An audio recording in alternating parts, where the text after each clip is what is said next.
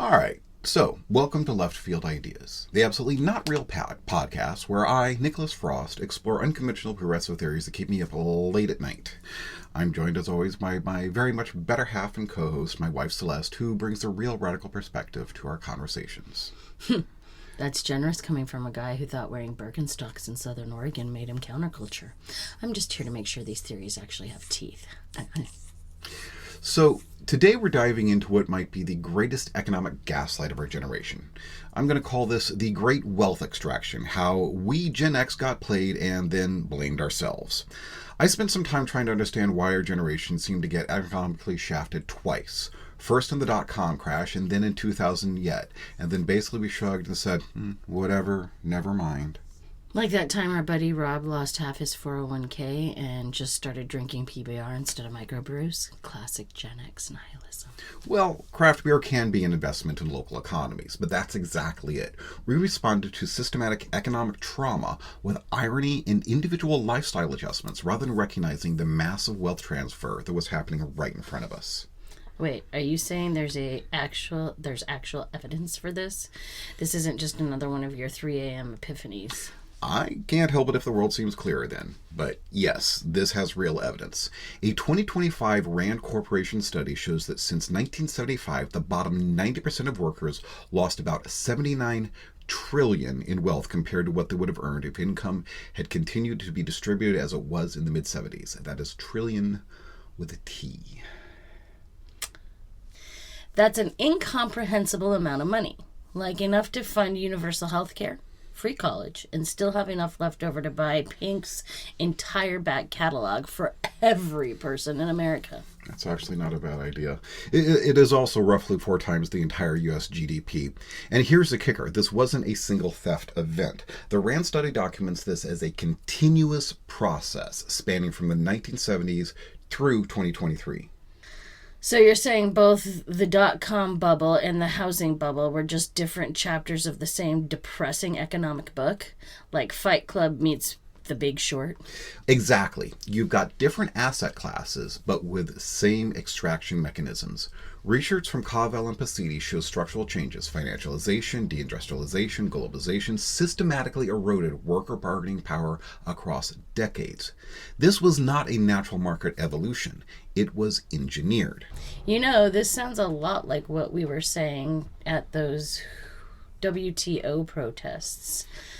Everyone thought it was just angry kids breaking Starbucks windows, but we were actually onto something. And the protesters had it right. These same mechanisms that drove outsourcing and union busting and manufacturing were being applied to tech and later to housing. They were not separate phenomena. It was a unified approach to wealth extraction. But I remember the dot-com crash as being about ridiculous business models and sock puppets selling dog food online. Remember when someone spray-painted pets.com is capitalism death rattle on a billboard and we were pretty sure we know who did it? Yeah. I kind of forgot about that one. But yeah, ironically, the thing is, what we were doing was protesting the symptom, but not the actual cause. So you see what happened there. The narrative became silly young people with silly business ideas rather than a sophisticated wealth extraction system designed by financial institutions. You know, I never thought about it that way. We really did internalize the narrative, didn't we?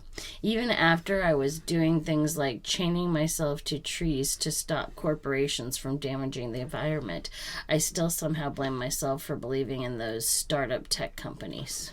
Absolutely. Completely. And that is the second part of the theory.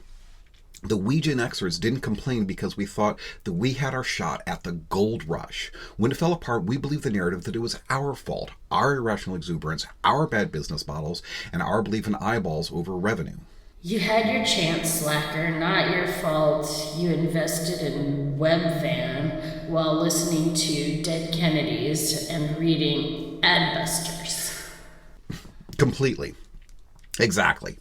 Studies from Young and Lee show that 40% increase in corporate downsizing when firms fail to meet financial analysts' quarterly forecasts. That's one thing that's driving it. And these systems were designed to extract wealth, but the failure narrative was individualized. It was about you and me.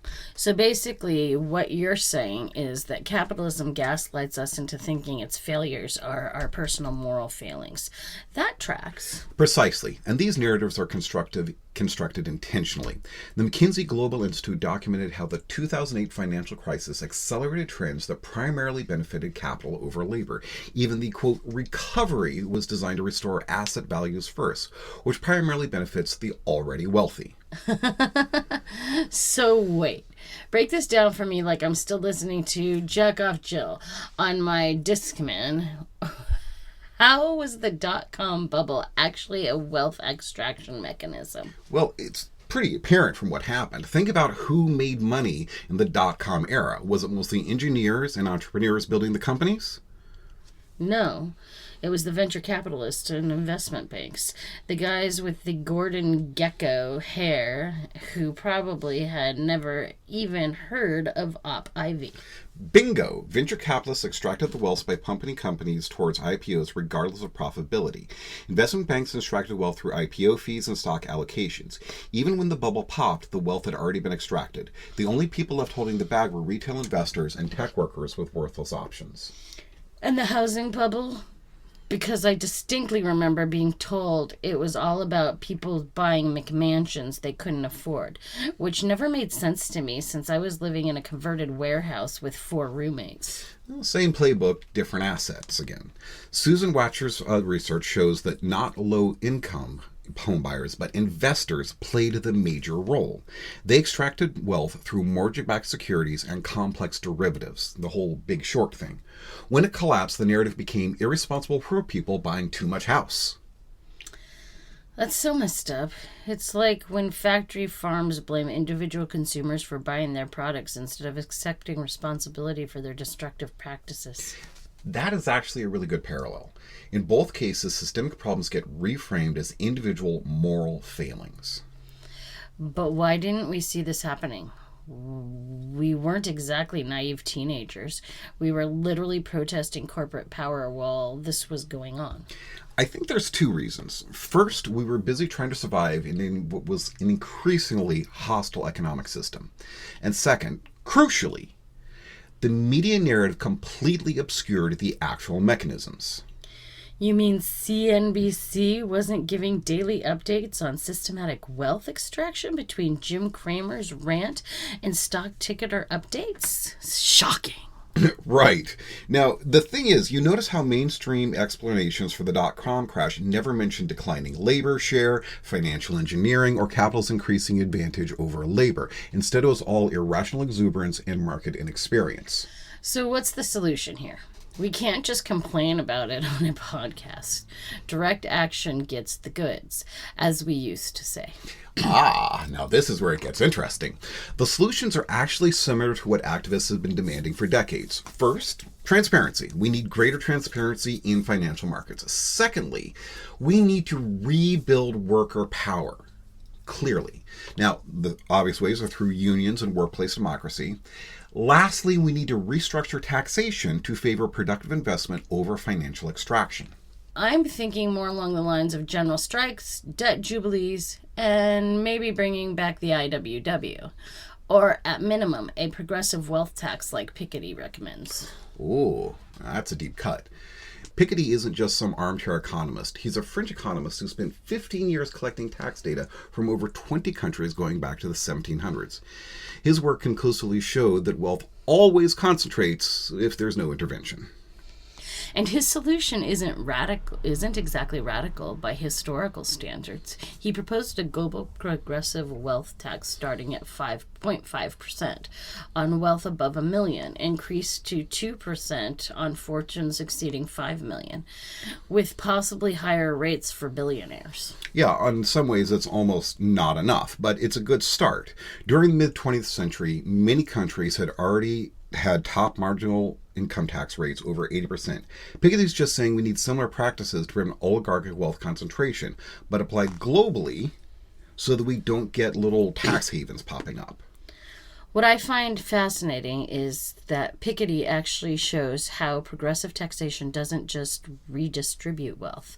It prevents its extreme concentration in the first place by discouraging the extractive behaviors we've been talking about.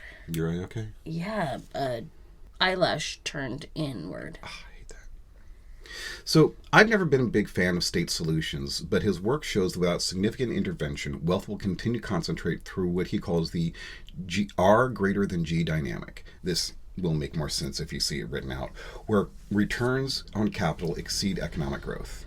Okay, that was a lot of kind of technical stuff. It was, but what you're saying is that we should have stolen a bunch of economic textbooks from Powell's and actually read them instead of just using them as props on our bookshelves to look smart. Who knew? Well, the good news is that it's not too late. The RAND study actually lays out several policy interventions that could reverse this trend. Higher minimum wages, all right, stronger labor protections, and financial transaction taxes all help shift the balance back towards labor. That sounds great, but what about more immediate action? I'm not against chaining myself to the doors of Goldman & Sachs if that's what it takes. We may get there. To do so, though, visibility is important. Along with that, there are more strategic approaches. We've got supporting community banks and credit unions. We can start putting together more worker cooperatives that help build alternative economic structures that resist that extraction. Listen to you, Mr. Reform Capitalist. Next you'll be telling me we should just vote harder. Well, definitely not. But seriously, the empirical research suggests that we need to provide both inside and outside strategies. Regulation alone won't fix this, but neither will isolated protest. More anything else, when we're bringing new ideas to light, we need to talk about them, inform people. Just complain louder? I can do that. I still hate just telling people about the problem, and none of these ideas are things that I can effectively do alone. And that's why it's more than just complaining. We're identifying people who also see the problem. We're getting together online, if not in person, yet. Fair enough. But if this wealth extraction has been happening consistently since the 1980s, why didn't previous generations notice it? Most boomer parents still think we just made bad choices, like picking environmental studies over a business degree. That's actually a really good point. Boomers caught the tail end of the post-World War II golden era, where labor share was much higher. By the time extraction mechanisms kicked into high gear, many homeowners already had some assets. Millennials came during 2008 crisis, when the curtain was already being pulled back. We Gen Xers were uniquely positioned in the sweet spot of deception. Lucky us. Lucky us. As always, caught in the middle and ignored. The forgotten fillings in the generational Oreo. Ooh, kind of on brand for us again. I do think there's something important here, though. By understanding how we got played, maybe we can stop the same mechanisms from continuing to extract wealth in younger generations. So what do you propose we actually do with this knowledge, besides make a fake podcast that exactly 3 people listen to? Maybe we should organize debt strikes or teach direct action workshops. Now, those are some very good ideas that we should get moving on. But for now, we can use this to spread the word. This is our first time trying this, and a little bit helps. Thank you for doing this with me. Oh, you're sweet. But, we also need to recognize what happened. The Piketty research demonstrates how capital's increasing dominance over labor was not inevitable. It was a policy choice. Secondly, we need to support policies that restore labor's bargaining power. And third, it'd be a good idea to question narratives that blame individuals for systemic failures. Questioning authority. Now that's the Nicholas I married. Aw. Almost makes me want to dig out my old punk records and start an anarchist reading group. Ooh. Well, yeah. At this point, I'd almost say it's like we've come full circle, though. We started as cynical teenagers, we got briefly optimistic during the dot-com boom, and then we got crushed and became even more cynical as adults. Except now our cynicism is backed by empirical research. That's growth. The kind that doesn't get extracted by capitalists. Exactly. Now, the RAND study isn't an opinion, it's data, and it's coming from RAND, which is just I mean, the fact that they even selected this to talk about is kind of interesting for them because they are so typically a tool of neoliberal capitalism. But this shows that clearly the extraction of $79 trillion from American workers isn't theory, it is just simple math. You know what? I'm thinking we should start a mutual aid network in our neighborhood. Put some of this theory into practice. Maybe get our kids involved too. That's actually a really good approach. Local resilience is key to resisting extraction. The research from the Democracy Collective, which you should look these people up, show that community wealth building institutions can keep resources circulating locally and not leaving. Well, this has been both enlightening and motivating, which are rare for our generation. Usually we just get angry and then go listen to Sonic Youth to decompress. Just remember that it's never too late to understand what really happened. As Cavell and Passetti's research shows, these mechanisms are still operating today. The first step to fighting back is seeing the system clearly. That sounds suspiciously like optimism. Did you secretly join a commune in your spare time? Mm-hmm. Have you been hanging out with those anarcho-syndicalists in Eugene again? Ooh, I'm not going to say that I haven't, but don't worry, I still think everything's going to hell. I just want people to know exactly why and how we can fight back effectively. That's more like it. To our listeners, if you enjoyed this episode of Left Field Ideas, please send this to someone else. And remember, it wasn't your fault the economy crashed twice, but fixing it is definitely on us. Direct action gets the goods. We didn't start the fire. Whatever. Never mind. Sorry. I had to say it. That's kind of what I feel like. Yeah. I mean, we didn't start the fire. We didn't, but we have to fix it. Yeah. It's not good, and it will always burn if we don't fix it. So it shouldn't. I'm not adding this to that. I might. This is not what that was for. That was for us. I know. Quoting Nirvana might feel revolutionary, but I think Emma Goldman would have wanted us to actually organize. Until next time, this is Left Field Ideas, where Nick overthinks economics and I plot the revolution.